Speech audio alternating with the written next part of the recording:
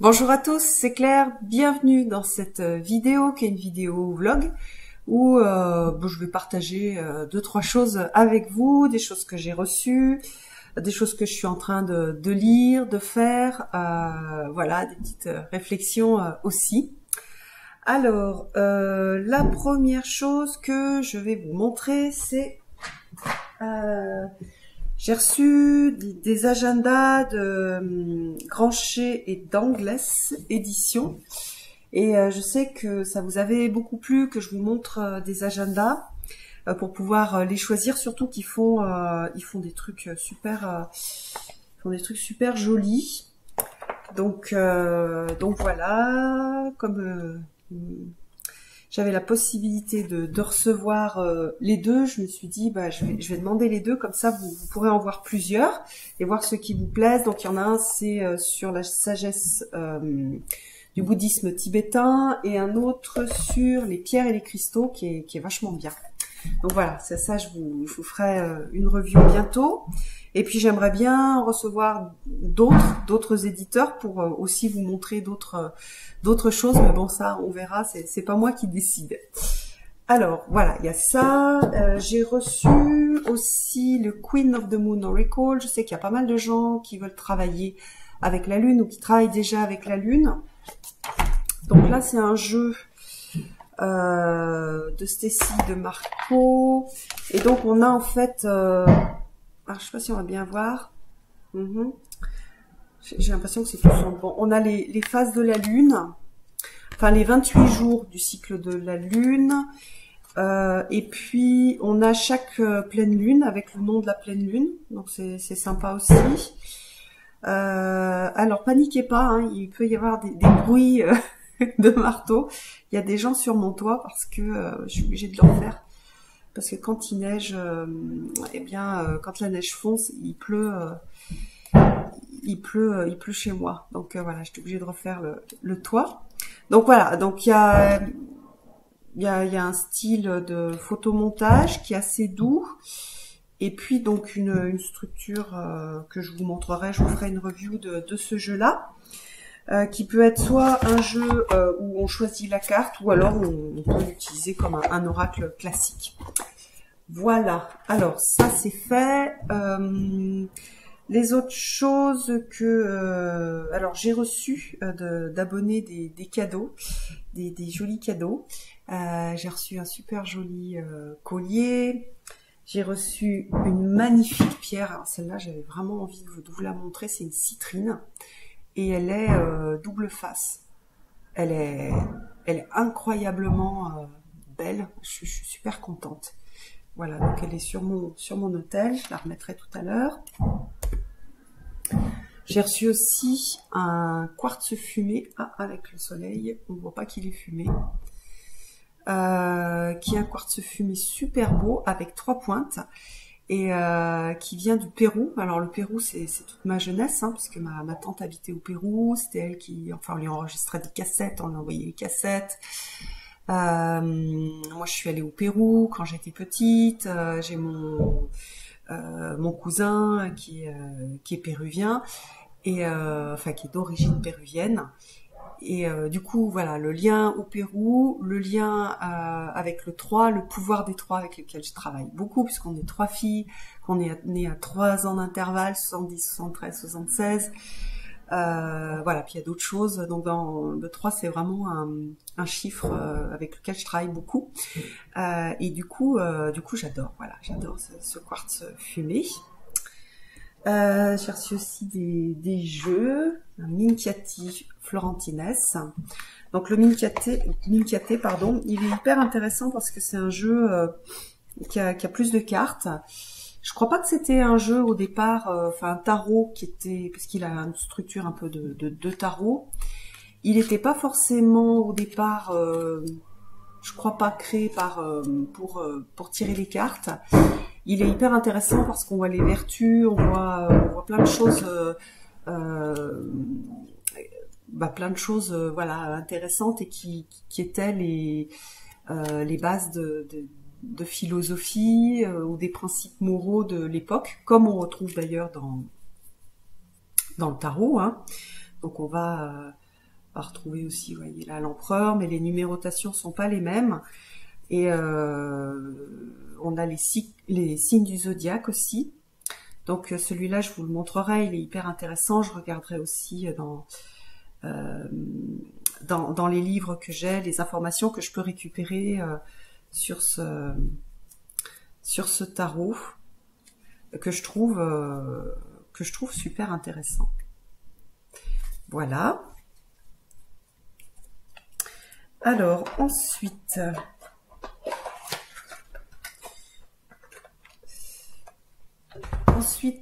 alors celui-là, je vous avais déjà posté l'interview de cet oracle, qui est l'oracle d'Iris, qui est hyper joli. La boîte est vachement jolie, c'est tout en couleur, il y a un arc-en-ciel. Il travaille la guérison, mais il a un côté un peu... il est pas tout doux quand même, je trouve. Il a un style graphique particulier, hein, qui est propre à l'artiste. Cet artiste, moi j'ai déjà son... Comment est-ce qu'il s'appelle, son tarot? Est-ce que c'est noté dessus? Le Spirit Speak, voilà, Oracle Deck. Que j'aime beaucoup aussi. Et qui est tout petit, j'aime bien son format, j'aime bien le fait que ce soit un travail, on va dire, d'artiste qui est particulier, hein, c'est très, il y a un côté naïf, puis c'est du crayon de couleur. Donc en fait, c'est peut-être pas forcément un jeu que j'aurais pris, je vous montre le dos. Mais là, le fait de l'avoir, du coup, c'est super chouette parce que ça me permet de le découvrir. Et puis, je le trouve hyper intéressant. Les messages sont vachement originaux. Il y a vraiment un joli travail de conception en fait de jeu qui a été réalisé. Et du coup, j'aime beaucoup. Voilà, l'oracle d'Iris qu'on trouve sur Little Red Tarot. Hop là. Et il y a un côté qui brasse, voilà, il n'est pas tout doux, c'est pas un truc de gentil licorne, il est un peu... il brasse. Alors, sinon en ce moment, donc je travaille pas mal avec le Gypsy Palace Tarot, dont j'ai posté des cartes pour vous faire travailler au niveau intuitif. Je continuerai d'ailleurs avec celui-là parce que je trouve qu'il va super bien. Je vous ferai une review aussi. Je l'aime beaucoup. C'est parti. Je ferai peut-être d'ailleurs un tag sur les decks qui me font sourire et il en fait partie. Je sais pas, je me sens vachement bien quand je le regarde. J'aime beaucoup ce côté coloré, ce côté un peu fou, ce côté... ouais, j'adore. Et même là, j'aime beaucoup les bords, en fait. Le doré autour des bords. Je dorerais peut-être les tranches. Mais ça, je verrai une fois que je vous l'aurai présenté. Voilà, le dos, il est super... voilà, hyper beau. Et donc, ça, c'est des reviews que je ferai. Mais je continuerai à vous poster quelques cartes pour vous faire travailler au niveau intuitif. Puis c'est intéressant de donner comment est-ce qu'on a vu les choses, qu'est-ce qu'on voit dans la carte, et puis d'aller voir et de constater que les autres n'ont pas forcément la même vision que moi de la carte, et on voit bien que chacun projette son monde intérieur dans la carte. Alors ensuite, mon chéri m'a acheté 2 jeux. Celui-ci, l'Egyptian Lenormand, que j'aime beaucoup, que je veux depuis longtemps. Puis je sais pas pourquoi, les autres jeux sont passés avant. Il y a un livre qui est tout en couleur. Il reprend les codes, hein, du Lenormand. Donc on est vraiment sur un Lenormand, mais avec comment dire, un environnement égyptien. Et puis ce type de dessin avec des couleurs qui pop. Et j'aime beaucoup. En plus là, je suis vraiment dans ma période égyptienne. Je me remets à travailler sur l'Égypte. D'ailleurs, je vais vous montrer un livre que j'ai commandé, que je suis en train de lire, que je trouve très intéressant. Et puis voilà, il y a des chances pour que je retourne en Égypte. Donc voilà, l'Égypte c'est un pays qui m'a énormément marqué et voilà. Puis ça me parle. Il y a des choses qui résonnent. Parfois on ne sait pas pourquoi. Hein, je pense, enfin, au départ je pensais que ce serait plus le monde nordique qui me parlerait parce que je suis à moitié bretonne, mais ben non, c'est le monde égyptien qui, enfin, on voit bien, enfin, à travers les livres, à travers l'histoire, a aussi influencé la pensée grecque, qui elle-même a influencé la pensée occidentale. Donc c'est pas non plus une surprise. Hein. On est tous influencés, même si on ne sait pas, par la pensée égyptienne. Alors pour revenir à cette idée d'Égypte, j'ai commandé ce livre-là qui est ultra intéressant sur l'Égypte et sur la pensée égyptienne et sur la religion, on dirait, oui, je dirais même religion égyptienne. Alors ce monsieur, c'est un égyptologue indépendant qui est né au Caire, donc c'est un Égyptien. Et qui a énormément travaillé justement sur l'Égypte ancienne et sur la religion égyptienne. Et en fait, il repart sur vraiment l'idée du fait que la religion égyptienne, en fait, c'est une religion monothéiste et que tous les dieux et les déesses que l'on voit, ce sont des aspects du divin. Donc c'est hyper intéressant parce que on sort un peu d'une vision polythéiste et assez simplifiée de l'Égypte ancienne. Et j'adore du coup parce que c'est passionnant et c'est facile à lire, hein, c'est super bien, enfin écrit du coup traduit parce qu'il l'a fait en anglais. Ça permet d'approcher d'une façon très très intéressante le panthéon égyptien et j'aime beaucoup. Voilà, donc je suis en train de le lire.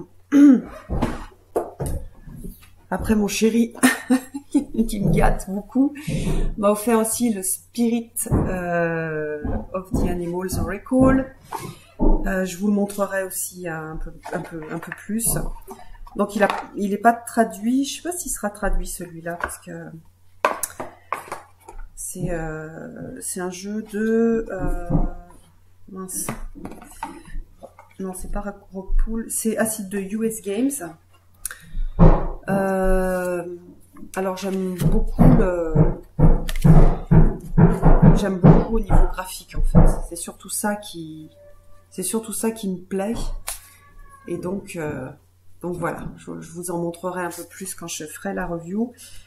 J'en posterai peut-être aussi. L'artiste, en fait, c'est une artiste que je suis parce que mon chéri m'avait déjà offert ces deux autres jeux. Donc j'aime beaucoup et je trouve que c'est certainement un de ces jeux les plus réussis. Après, grâce à mon ami Vincent, j'ai ressorti mon tarot des alchimistes et surtout je suis en train de relire le livre de Jean Bauchard et je trouve que l'introduction est passionnante sur l'alchimie. C'est marrant parce que ce livre-là, chaque fois que je le relis, je trouve des choses différentes. Faut que je parle plus fort. Les ouvriers font plus de bruit que moi. Chaque fois que je le relis, je trouve des choses différentes. L'alchimie, je trouve que c'est quelque chose c'est un petit peu comme si on avait besoin de temps pour assimiler les choses, pour les intégrer à sa façon, pour qu'elles prennent sens à partir de notre façon de concevoir la vie et les choses. Et du coup, j'ai trouvé ça vachement intéressant de le relire. Et je m'aperçois, oui, de ce processus où la première fois que je le lis, c'est très intellectuel. Et c'est vrai que l'alchimie, ça m'a pas mal énervée et frustrée parce que c'est pas carré, c'est pas parce qu'aussi ils utilisent des termes. Moi, je suis chimiste, donc qui veulent pas dire ce que moi je connais. Même les notions d'état physique de la matière, quand elles sont exprimées, c'est totalement différent. L'eau, c'est pas forcément l'eau, le feu, c'est pas forcément le feu. C'est le symbole en fait, et qu'est-ce que ça symbolise. Donc pour moi, c'est une gymnastique assez difficile si je la prends du côté intellectuel. Et donc ça m'a beaucoup frustrée, ça m'a pas mal énervée. Et là, de relire, il y a des choses que j'ai intégrées. Et je vois que donc c'est la deuxième phase où j'intègre des choses, mais j'ai du mal à les retransmettre en mots. Et voilà, donc c'est super sympa. Puis en plus les illustrations sont très jolies. On retrouve des choses aussi liées à l'Égypte, bien sûr. Donc c'est super. C'est celle qu'avait posté Vincent. Enfin, en tout cas, c'est pas la même, mais elle a été retravaillée. Mais voilà, ça c'est la sagesse. Il y a une vision du tarot qui est une vision très tarot de Marseille que j'aime bien, c'est-à-dire, enfin j'aime bien, je trouve que c'est intéressant. Ici, on est plus sur l'intelligence que sur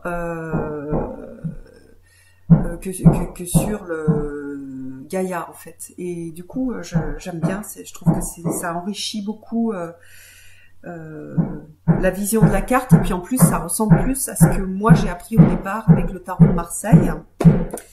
Voilà. J'ai commandé chez Corvus Corax un jeu de Patrick Valença, donc qui est, je vous le montre, qui est minuscule, qui est le Mildred Pain. C'est la deuxième édition, donc je ferai la review. Donc il est vraiment tout petit. Vous voyez, si je le mets à côté du Gypsy Palace. Il est fait pour travailler plus en cartomancie, mais bon, on peut le faire aussi en tout petit oracle. Donc je l'ai pas encore ouvert. Je ferai peut-être juste un unboxing, donc on reçoit aussi une petite pochette avec.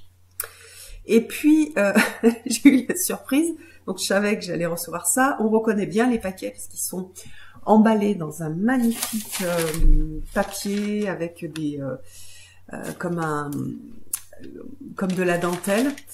Et au lieu de recevoir un tout petit paquet comme ça, j'ai reçu un paquet de cette taille-là. Je me suis dit mince, il y a un souci. Et du coup, dedans il y avait bien mon petit jeu avec les significations, avec où est-ce que c'est, la photo de Mildred Pain. Mais par contre, elle m'avait mis plein d'autres choses. Donc j'avais un cadeau. Oups. Donc moi je peux pas attendre là. J'ai pas pu faire un unboxing. Donc j'avais un joli cadeau avec un mot magnifique. J'adore son écriture. C'est tellement beau. J'adore. Bon bref. Voilà ce qu'elle met. Ça c'est super sympa. J'adore cette boutique. D'ailleurs, pour le Mildred Pain, le tarif est ultra compétitif, il est ultra intéressant. Je crois même que c'est moins cher de le commander chez elle que de l'acheter chez l'artiste. Et donc, elle m'avait mis aussi une petite bougie, parce qu'elle vend aussi des super encens. Ça sent hyper bon. J'aime bien celui-là, Yoga Tree. Des choses à la vanille. Et puis un Yogiti. Alors il y a eu un moment de ma vie où je buvais beaucoup de Yogiti, puis j'ai arrêté. Et du coup celui-là en fait je le connais pas. Donc voilà, ça me fait découvrir. Donc voilà un petit peu pour ce vlog. Ah oui, la dernière chose. Ce matin, je ressortais les bonbons que j'ai achetés parce que je m'y prends un peu en avance parce qu'il y a des fois je me suis fait avoir. J'aime bien donner les bonbons aux enfants du quartier quand ils viennent sonner pour Halloween. Et puis je regardais les bonbons, j'ai ma copine qui va venir, j'ai une copine qui va venir qui est très bio, et je me dis mais elle va penser quoi de ça? En fait Halloween on empoisonne nos enfants avec des bonbons dégoûtants, donc bon je donnerai qu'une sucette par enfant pour pas qu'ils aient trop les empoisonner, mais à ce côté-là que j'ai trouvé assez rigolo de dire ah oui Halloween les sorcières et tout, on empoisonne les enfants avec les bonbons 100% chimie. Voilà, bon, c'était un petit vlog light avec participation des ouvriers qui sont en train de travailler sur mon toit. Je vous embrasse tous et je vous donne rendez-vous pour une prochaine vidéo. À bientôt!